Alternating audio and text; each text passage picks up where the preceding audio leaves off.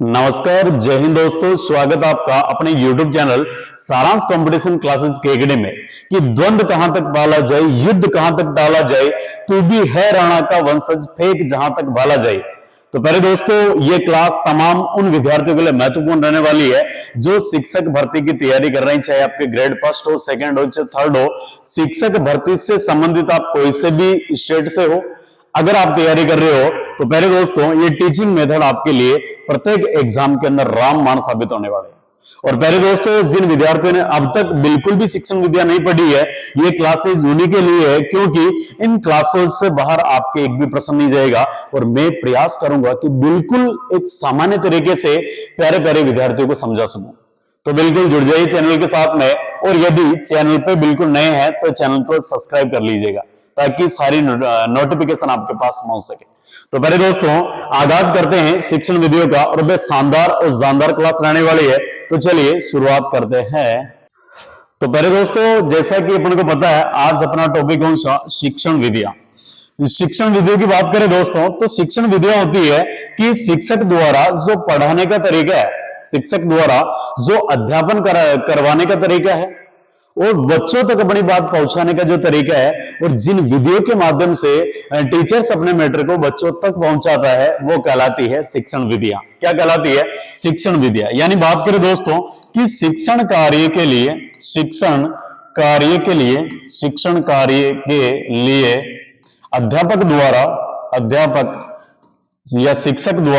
अध्यापक या शिक्षक द्वारा जिन विधियों का प्रयोग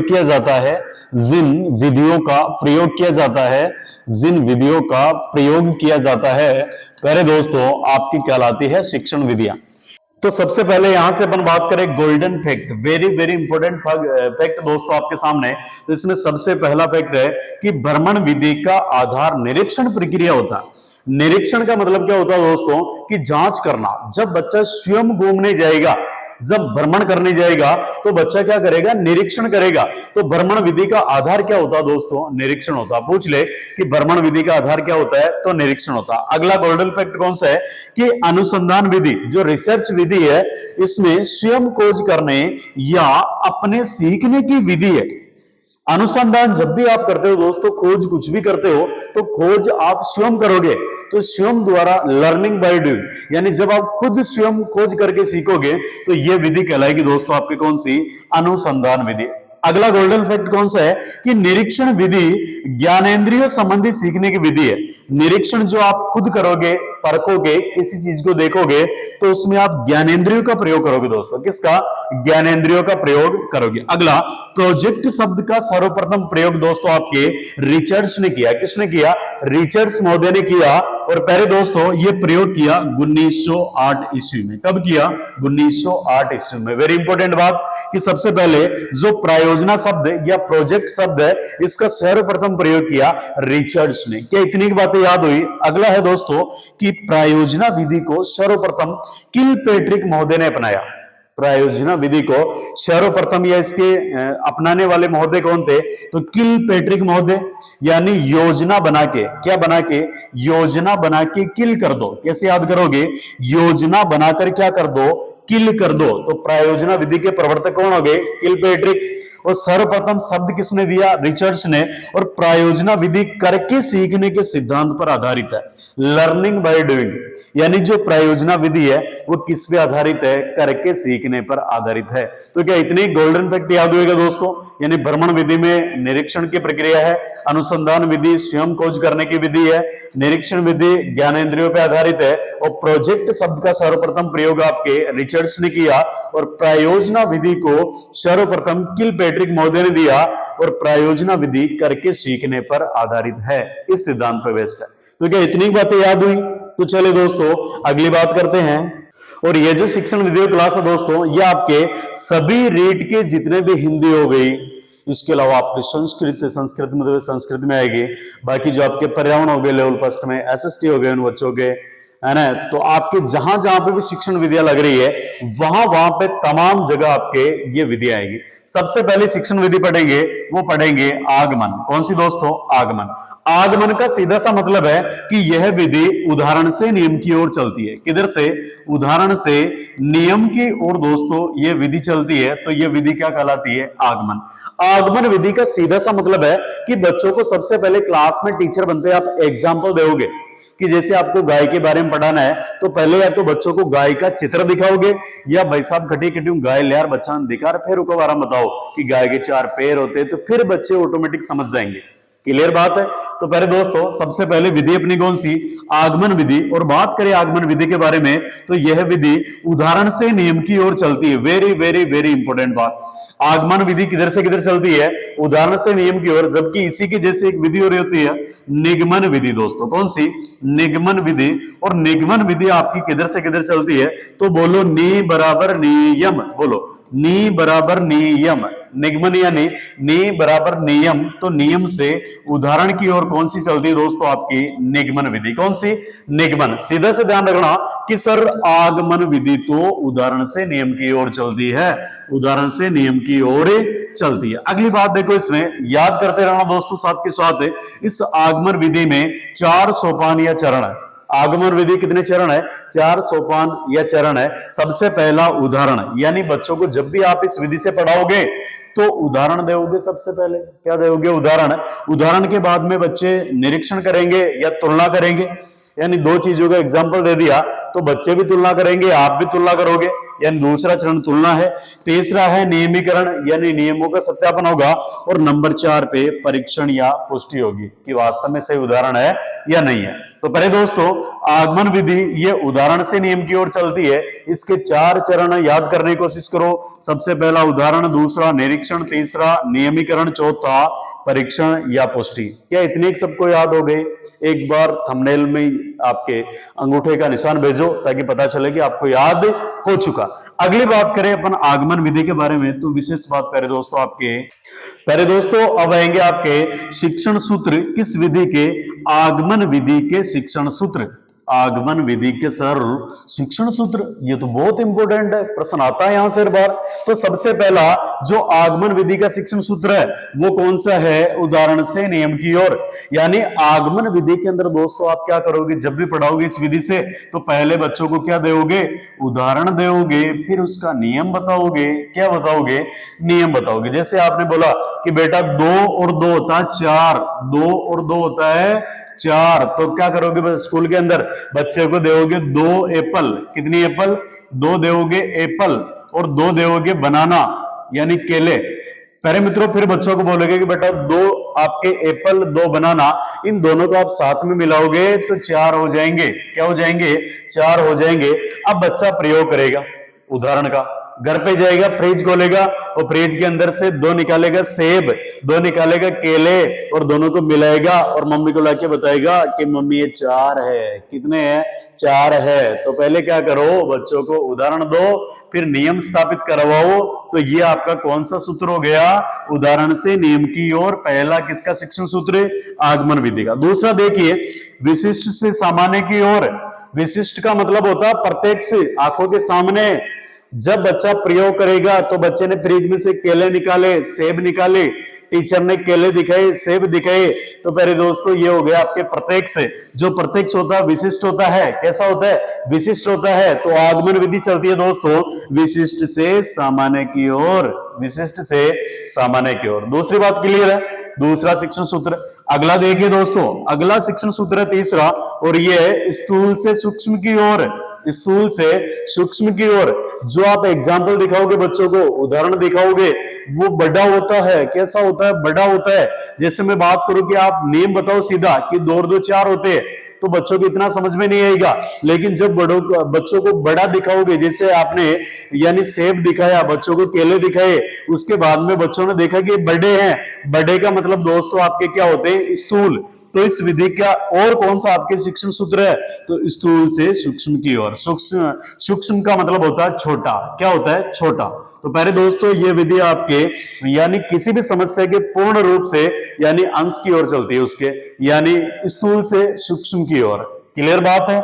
अगला शिक्षण सूत्र सर, ज्ञात से अज्ञात की ओर। शाबाश।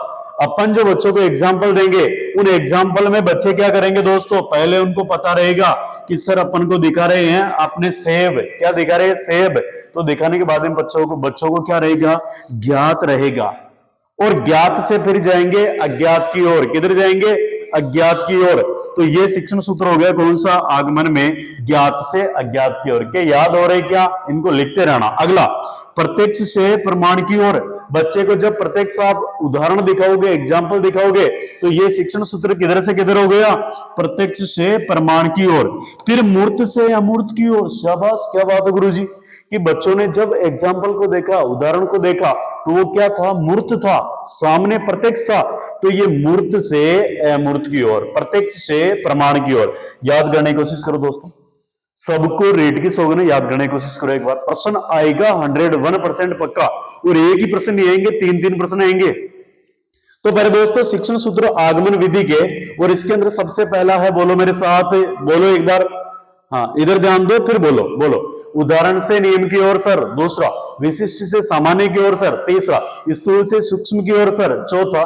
ज्ञात से अज्ञात की ओर सर, प्रत्यक्ष से अप्रत्यक्ष की ओर सर, मूर्त से अमूर्त की ओर सर। ओ लो भाई, याद हो गया, बहुत बढ़िया बात हो गया। आगे चलो। तो पहले दोस्तों ये अपन ने शिक्षण सूत्र देख लिए आपके आगमन विधि के। अब देखो, अब पहले दोस्तों वेरी इंपॉर्टेंट बात कि सर आगमन विधि के गुण क्या है। आगमन विधि के गुण यानी मेरिट्स ऑफ आगमन विधि। सबसे पहला गुण, यह मनोवैज्ञानिक विधि है। कैसी विधि है, मनोवैज्ञानिक विधि है। जब बच्चों को आप चित्र वगैरह दिखाओगे, बच्चों को प्रत्यक्ष उदाहरण दिखाओगे, तो उसके माध्यम से बच्चे अच्छे से सीख पाएंगे। क्या कर पाएंगे, सीख पाएंगे। तो बच्चों को मजा आएगा क्लास के अंदर। तो जिस क्लास में मजा आता है ना, जिस क्लास में मजा बच्चों को, बच्चे खुद जुड़े रहते हैं, वो क्लास कहलाती है मनोवैज्ञानिक क्लास। जे मत छोरा छोरा गढ़ रोज आओ ना पढ़वा के समझ में ना रहे हमारे साहब को, वारे हुए ए मनोवैज्ञानिक क्लास। तो पहले दोस्तों ये विधि आपकी जब उदाहरण दिखाओगी तो मनोवैज्ञानिक विधि है। दूसरा गुण सर, ये तो प्राप्त ज्ञान स्थायी होता है। बच्चे अगर एक बार सेब को देख लेना कि बेटा APPLE एप्पल यानी होता है सेब, और गुरुजी ने सेब लियार दिखा दे रहे एक फां काट सबने को दिन क्लास का छोरे छोरे ना, तो वे को प्राप्त ज्ञान स्थायी हो गयो। कैसे हो गयो, स्थायी। तो यह आगमन विधि का दूसरा गुण कि इसका प्राप्त ज्ञान कैसा होता है, स्थायी। तीसरा, बालकों में खोजी प्रवृत्ति को जन्म देती है, जिससे छात्र स्वयं नियम खोज सकते हैं। बालक जब प्रत्यक्ष रूप से वस्तुओं को देखेंगे बहुत सारी को, तो जब आपके बालक देखेगा कि भाई साहब भिंडी, बोलो भिंडी, भिंडी, लौकी, लौकी, गोभी, गोभी, मिर्ची, मिर्ची, टोमेटो, टमाटर, टमाटर, टमाटर। जब बच्चे सबको देखेगा, फिर आप बोलोगे कि बेटा ये क्या है, तो बच्चा बता देगा ये सब्जी है, ये सब्जी है। गीता को देखेगा, सीता को देखेगा, रमा को देखेगा, बोल देगा लड़कियां है, ये क्या है, लड़कियां है। तो पहले दोस्तों बात करें अपन कि बालकों में खोजी प्रकृति को या प्रवृत्ति को जन्म देती है आगमन विधि, और जिसमें छात्र स्वयं नियमों की खोज करता है। यह गुण किसका है, आगमन का। अगला गुण है इसका कि छोटी कक्षाओं के लिए उपयोगी है। भाई बड़ा छोरा छोरी जना अपना 10वीं 12वीं का वेने कतराक ते आम दिखावला, कतराक वेना हाथी दिखाए, कतरी बांसे दिखाए, कतराक है दिखाओ। अतरा एग्जांपल कौन दिखा सको, ते पाठ कमाए आगे तक एरोप्लेन तो कटू ले आओ, एरोप्लेन आसमान में ले आओ के न ले सको। इसलिए बड़ी क्लासों के लिए अच्छी नहीं है ये आगमन विधि, छोटी क्लासों के लिए फायदेमंद है। अगला इसका गुण, इससे तर्क, विचार, निर्णय शक्ति का विकास होता है। वेरी वेरी इंपॉर्टेंट बात। बच्चे जैसे एग्जाम्पल देखेंगे तो उनके मन में बहुत सारे विचार आएंगे कि इस कलर की क्यों है। तो पहले दोस्तों बच्चों के मन में विचार आते हैं, तर्क आते हैं, निर्णय शक्ति का विकास होता है। यह भी इसका गुण है। सर इसके दोष क्या है, आगमन विधि के दोष क्या है, तो इसका सबसे महत्वपूर्ण दोष है, डीमेरिट है, वो यही है कि इसमें समय व परिश्रम अधिक लगता है। आगमन विधि में जब इसे पढ़ाओगे आप तो इसमें समय ज्यादा लगता है, उदाहरण ज्यादा दिखाओगे तो आपके पाठ पूरा नहीं हो पाएगा, और परिश्रम ज्यादा करना पड़ता है। इसमें योग्य शिक्षक की आवश्यकता होती है, ध्यान रखना। तो बताओ याद हुई कि नहीं हुई आगमन विधि, आगमन विधि के सोपान, ठीक है।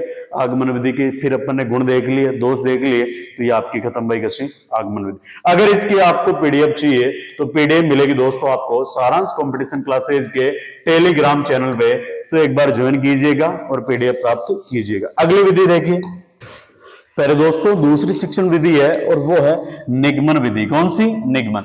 निगमन के अंदर अपन ने देखा था कि बोलो नी बराबर नियम, नी बराबर नियम। तो नियम से उदाहरण की ओर कौन सी विधि चलती है दोस्तों आपके? तो ये चलती है निगमन विधि। कौन सी सर? निगमन विधि चलती है। नियम से उदाहरण की ओर शिक्षण कार्य। सीधो प्रश्न यो ही आई, मैं जीव बता रहे हो, मैं कोई आपके हाँ हूं है था थे थी ऐसे कुछ भी नहीं बता रहा हूं, क्योंकि सीधा सा आपके एग्जाम में आएगा और उत्तर करके आना और मामला खत्म। बस आपके क्लियर मामला एकदम समझ आना चाहिए। तो निगमन विधि नियम से उदाहरण की ओर। पहले बच्चों को आप नियम बताओगे और नियम बता के सीधे ही वो नियम को फिट करेंगे और उत्तर निकालेंगे। जैसे बच्चों को आपने बता दिया कि पी एस आई बराबर किसके बराबर? एस आई बराबर पी आर टी बटा 100, पी आर टी बटा 100, यानी साधारण ब्याज बराबर, यानी साधारण ब्याज ज्ञात करने के लिए पी आर टी बटा 100, यानी पी आर टी बटा 100। अब आप चाहो तो पी निकालो, तो पी आप निकाल सकते हो 100 into S I, 100 into S I, R into T. अगर आपको पूछे कि आर निकालो सर, रेट निकालो, तो 100 into S I, 100 into S आई, और आपके आ गया कौन सा? यानी पी इंटू टी। मतलब यदि आपको साधारण ब्याज का फॉर्मूला पता है तो आप कुछ भी निकाल सकते हो इसमें से। और जैसे आपको प्रश्न पूछा तो आप पी की जगह मूलधन की जगह आप मूलधन लगाओगे, आर की जगह दर लगाओगे, टी की जगह टाइम समय लगाओगे और नीचे 100 लगाओगे, तो सीधा आपका आंसर बेजो पचाबाओ काम को ना हो गई। यानी निगमन विधि में सीधा नियम लगाओगे और आंसर निकालोगे। रटा रटाए ज्ञान गांव में आएगा, इसमें ध्यान रखना। तो बस अब समझो ये क्या विधि क्या बोल रही है दोस्तों। आप थोड़ी सी मेरी भावनाओं को समझो कि मैं आपको समझाना क्या चाह रहा हूं। मैं समझाना चाह रहा हूं दोस्तों कि निगमन जो विधि है ये नियम से उदाहरण की ओर चलती है। पहले नियम बताए जाएंगे और फटाफट फिर बच्चे उदाहरण देखेंगे उसके सारे। अब देखो सोपान या चरण क्या है इसके? तो पहले दोस्तों इसके 4 सोपान है। निगमन विधि कितने सोपान? 4 है। पहला है सिद्धांत का ज्ञान। पहला कौन सा है? सिद्धांत का ज्ञान। दूसरा है सिद्धांत का प्रयोग। पहले बच्चे को सूत्र का पता होना चाहिए, फिर सूत्र का दूसरी बार में प्रयोग करेगा बच्चा, और तीसरी बार में परीक्षण करेगा कि तमाम ऐसे प्रश्नों में सूत्र लग रहा कि नहीं लग रहा है। फिर चौथा चरण आएगा उसका सत्यापन करना कि जब जब भी ऐसे प्रश्न आएंगे तो मैं सूत्र का प्रयोग करूंगा। इसका मतलब पहले दोस्तों ये जो निगमन विधि है इसके कितने आपके चरण हो गए? 4। बोलो मेरे साथ, सिद्धांत का ज्ञान, सिद्धांत का प्रयोग, परीक्षण और सत्यापन। चलो पहले दोस्तों आगे। अगला है प्यारे दोस्तों निगमन विधि के शिक्षण सूत्र। सर किसके? निगमन विधि के शिक्षण सूत्र। तो शिक्षण सूत्रों में सबसे पहला आ रहा है नियम से उदाहरण की ओर। सर हमको तो पहले ही पता है, तो बहुत अच्छी बात है भैया। यानी पहला कौन सा? नियम से उदाहरण की ओर सर। दूसरा अज्ञात से ज्ञात की ओर, अज्ञात से ज्ञात की ओर सर। और तीसरा सामान्य से विशिष्ट की ओर सर। तीसरा सामान्य से विशिष्ट की ओर सर। और चौथा कौन सा? यानी प्रमाण से प्रत्यक्ष की ओर। यानी जो आपके सूत्र होते हैं दोस्तों, सूत्र जो नियम होते हैं वो अज्ञात होते हैं, अपन को पता नहीं होता है उसका रिजल्ट क्या रहेगा, तो अपन चलते हैं इसमें अज्ञात से ज्ञात की ओर। जस्ट आपके अपोजिट है आगमन विधि की। ईमानदारी से बता रहा हूं दोस्तों, आगमन विधि के जो शिक्षण सूत्र थे उनको जब आप उल्टा करोगे, जब उनको आप उल्टा कर दोगे तो किसके बन जाएंगे? निगमन विधि के शिक्षण सूत्र बन जाएंगे। यानी अज्ञात से ज्ञात की ओर, सामान्य से विशिष्ट की ओर। कि विशिष्ट तो सर हमारे उदाहरण होते हैं, तो नियम कैसे होंगे? सामान्य होंगे, सामान्य नियम होंगे। प्रमाण से प्रत्यक्ष की ओर, यानी नियम आपके दोस्तों प्रमाण होते हैं और ये प्रत्यक्ष की ओर चलते हैं, उदाहरण की ओर। चलिए सर अगला सूक्ष्म से स्थूल की ओर। नियम आपके सूक्ष्म यानी छोटे होते हैं और प्यारे दोस्तों उदाहरण आपके बड़े होते हैं, यानी स्थूल की ओर। और अगला कौन सा?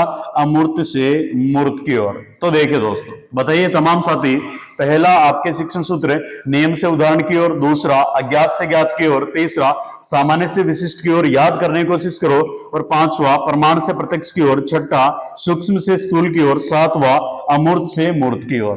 क्या इतने एक शिक्षण सूत्र याद रह जाएंगे तो निगमन विधि का कभी भी प्रश्न आपका गलत नहीं होगा। अब देखिए आगे अगला है प्यारे दोस्तों, क्या गुण है सर?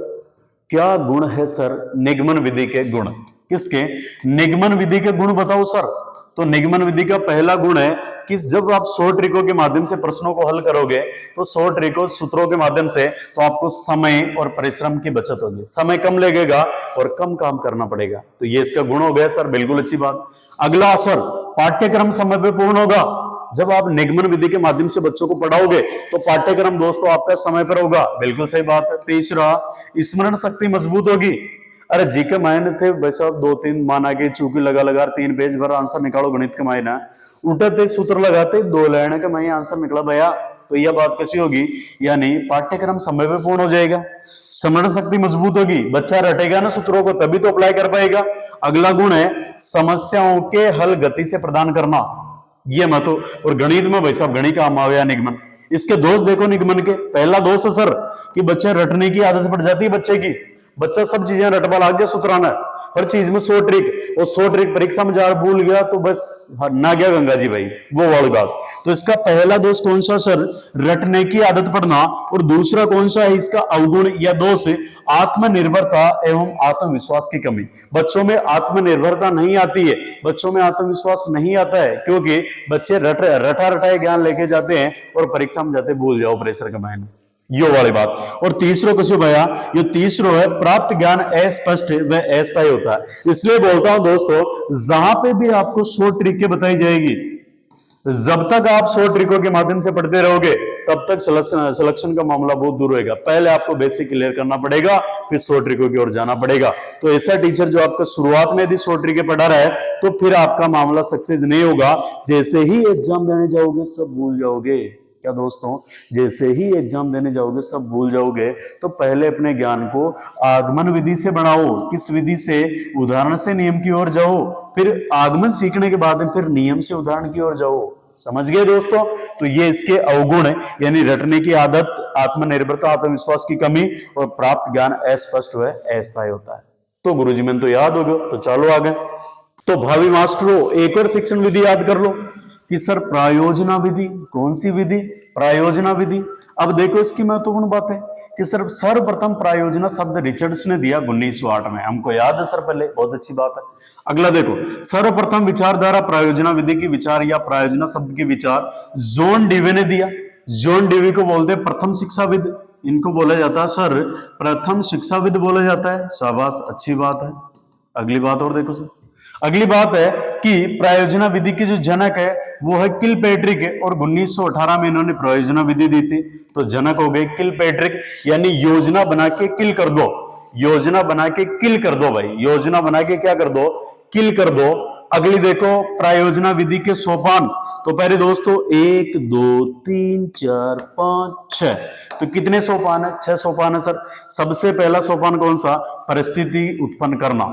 प्रायोजना के लिए सबसे, प्रायोजना का मतलब है कुछ भी कार्य योजना बना के करो, योजना बना करो थे तो थक दिमाग काम कह रही, दिमाग काम कह रही तो मनोवैज्ञानिक विधि हो, मनोवैज्ञानिक विधि हो तो थे ज्यादा मजो आए, तो थे योजना बनाओ। समझ गया, यानी परिस्थिति का उत्पन्न करना पहला चरण। दूसरा सोपान प्रयोजना कार्य का चुनाव करना। तीसरा सोपान कार्यक्रम बनाना। चौथा कार्यक्रम को क्रियान्वित करना। पांचवा कार्य का मूल्यांकन करना। और छठा कार्य का लेखा जोखा करना। तो पहले दोस्तों ये 6 सोपान आपके किसके, प्रायोजना विधि के। एक बार वापस से देखो, सर्वप्रथम प्रायोजना शब्द रिचर्ड्स ने दिया, सर्वप्रथम विचारधारा जॉन डीवे ने दी, और इसके जनक है किलपैट्रिक, और किलपैट्रिक के गुरुजी थे जॉन डीवी। कौन थे, जॉन डीवी। प्रायोजना विधि के 6 सोपान है। पहला है परिस्थिति उत्पन्न करना, दूसरा है प्रायोजना कार्य का चुनाव करना, तीसरा कार्यक्रम बनाना, और पहला दूसरा तीसरा चौथा है दोस्तों आपके पहला यानी प्रायोजना का सोपान।